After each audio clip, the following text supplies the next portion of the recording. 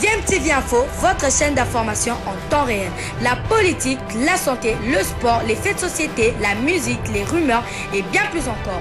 Vous découvrirez cela dans notre chaîne DMTV Info.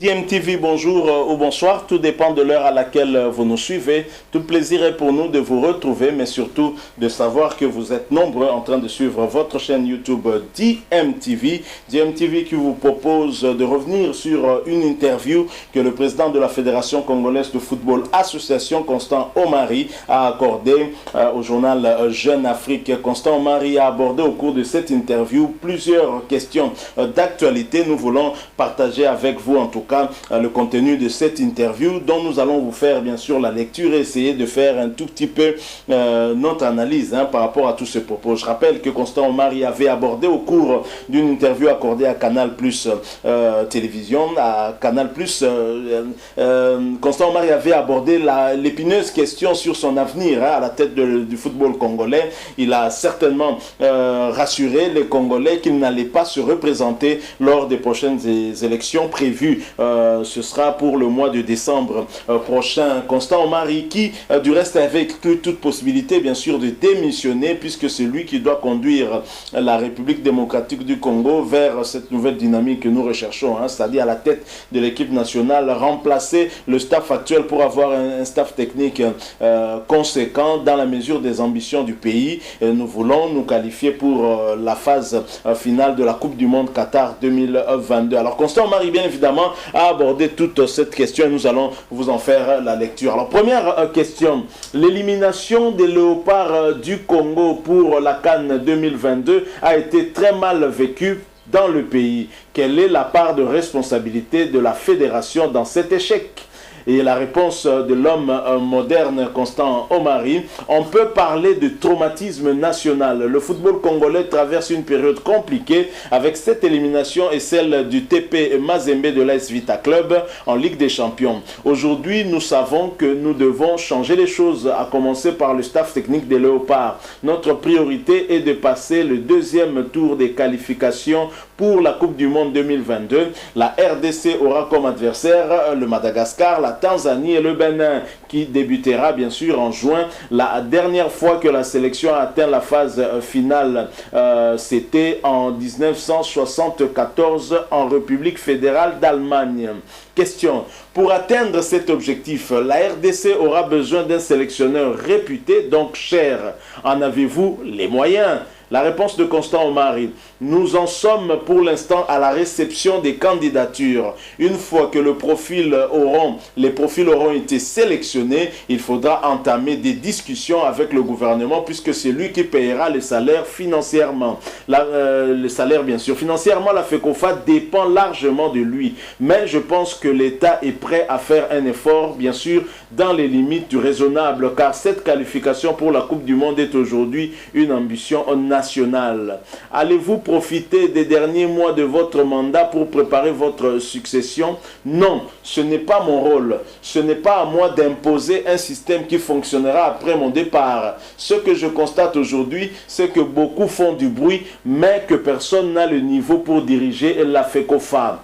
Je pense qu'en 18 ans, nous avons réussi pas mal de choses. La sélection locale a remporté 2 fois le championnat d'Afrique des Nations en 2009 et 2016. Le TP Mazembe a remporté plusieurs titres continentaux. Nous avons réussi à faire fonctionner notre championnat national malgré quelques difficultés et le football féminin est désormais plus structuré. La fédération a également financé l'installation de pelouses synthétiques à Kinshasa, notamment au stade des Martyrs et au stade Tata Raphaël.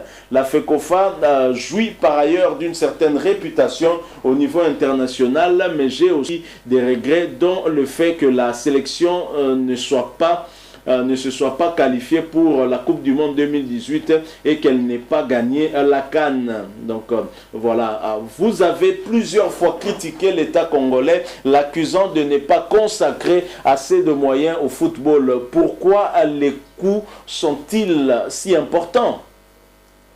Il faut différencier certaines choses. Prenons le cas de la sélection nationale. Les joueurs voyagent en business class, sont logés dans des hôtels 5 étoiles et touchent des belles primes. Certains clubs n'ont pas les moyens de prendre intégralement en charge leur trajet en Afrique ou même simplement à l'intérieur de la République démocratique du Congo, un pays immense. Ils bénéficient donc de l'aide de l'État qui assume les frais de transport aérien. Cela évite que les clubs déclarent forfait faute d'avoir pu se déplacer et donc que cela fausse le championnat.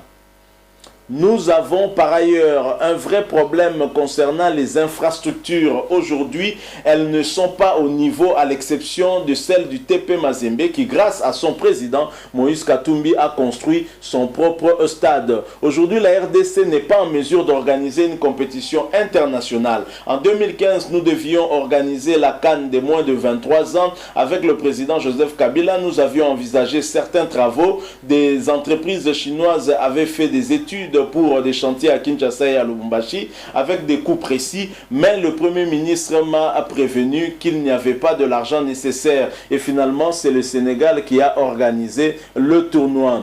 Le problème du sport congolais et du football en particulier est-il avant tout d'ordre structurel? Si la RDC veut un sport d'élite, il faut des structures adéquates.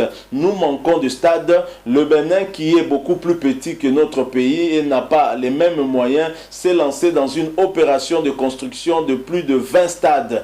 Quand la Fédération congolaise a décidé de poser du synthétique aux Martyrs et à Tata Raphaël, c'est parce qu'elle n'avait pas les moyens de s'offrir une pelouse naturelle. L'autre problème, c'est le faible niveau des investissements privés. Le sponsoring ne se développe pas car il n'y a pas d'incitation fiscale à la hauteur. Dans un contexte économique compliqué, les sponsors sont prudents. Il faut donc les motiver.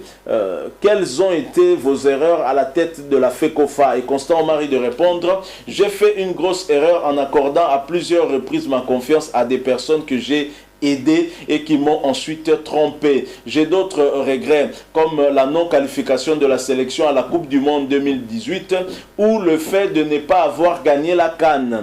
Vous avez aussi été arrêté en avril 2018 pour des soupçons pour détournement de 840 000 € destinés à financer l'organisation des matchs de la sélection nationale. Oui, mais cette affaire a été classée sans suite et très rapidement, j'avais d'ailleurs été très vite relâché. Les documents qui avaient été produits par ceux qui m'accusaient d'avoir détourné les fonds étaient des faux. Il n'y avait jamais eu de transfert d'argent de la Banque centrale congolaise vers les comptes de la FECOFA. C'est une histoire inventée de toutes pièces.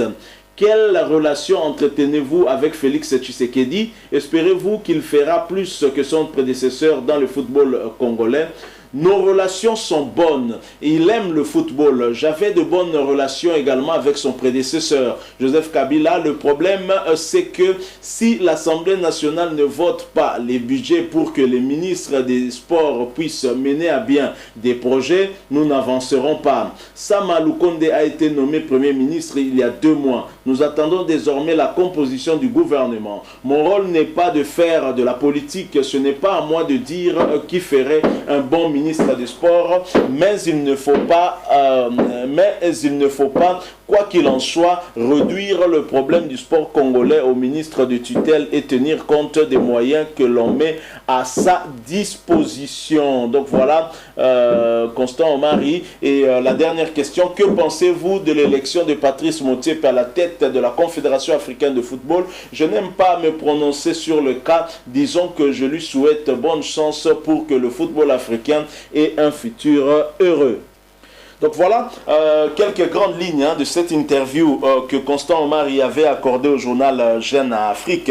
Constant Omar y a abordé en tout cas plusieurs points concernant le football congolais, notamment celui de sa succession à la tête de la Fédération congolaise de football association. Vous l'avez suivi, il estime qu'il n'y a personne qui ait le poids nécessaire pour diriger cette fédération, et à ce point, en tout cas sur ce point, je ne suis pas d'accord avec lui, parce que je pense que le profil actuel de plusieurs dirigeants sportifs et même des anciens joueurs est tout aussi bon, meilleur du moins que celui de Constant Omar lorsqu'il prenait la tête de cette fédération. Prenez quelqu'un comme Moïse Katumbi. Comment Constant Omar peut dire qu'il n'y a personne qui a le profil, qui a l'étoffe nécessaire pour diriger cette fédération, alors que Moïse Katumbi est dans le football depuis bien longtemps, il fait même partie de la FIFA et même de la CAF. Comment ne pourrait-il pas être en mesure de diriger cette fédération? Je pense qu'il y a, c'est vrai, beaucoup qui sont capables de diriger, mais par contre, parmi ses collaborateurs, là je suis d'accord avec lui, je n'en vois pas celui qui pourrait en tout cas être à même de diriger,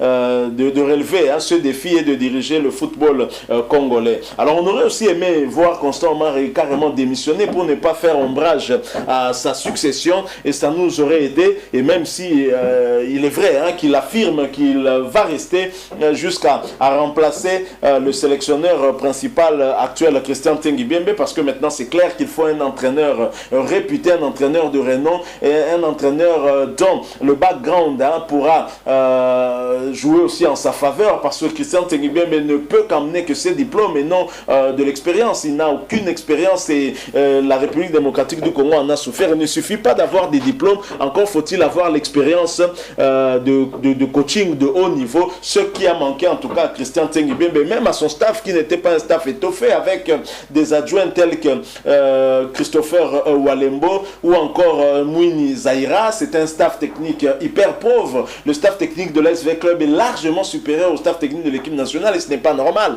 Je pense que la problématique du remplacement de Constant Omar à la tête de la fédération appelle en tout cas à la résolution de plusieurs préalables, notamment en tout cas la révision du statut de la FECOFA, qui a été boutiqué, qui a été fait sur mesure, empêchant en tout cas plusieurs Congolais qui sont plutôt dans ce domaine de football de pouvoir postuler, devenir président de la Fédération congolaise de football association. Kaboul Mwana Kaboul en avait fait allusion, il revient là-dessus à chaque fois qu'il passe sur les écrans, et donc on doit revoir ce statut de la FECOFA qui a en tout cas concocté un profil bien précis pour empêcher d'autres valeurs de la République démocratique du Congo de diriger cette fédération. Je crois qu'on doit commencer par là si on veut demain avoir les hommes qu'il faut à la place qu'il faut. Déjà, Constant Omar lui-même reconnaît qu'il n'y a pas de bon profil pour diriger la fédération. Je pense que c'est au niveau de la fédération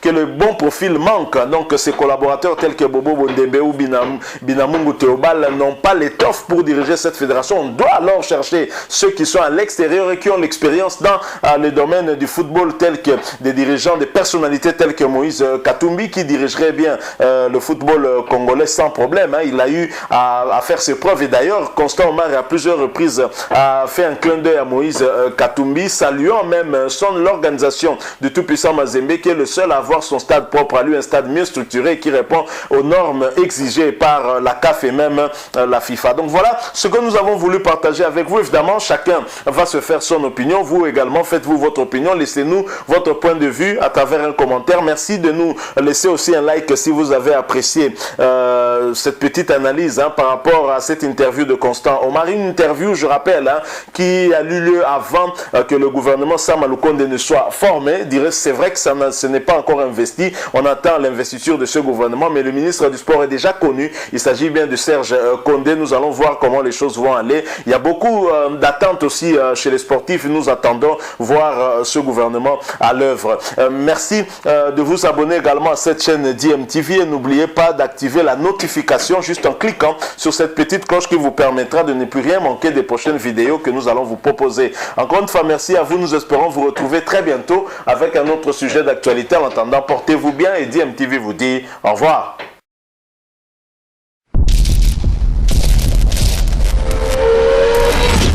Bilile le kamalo bana ebele.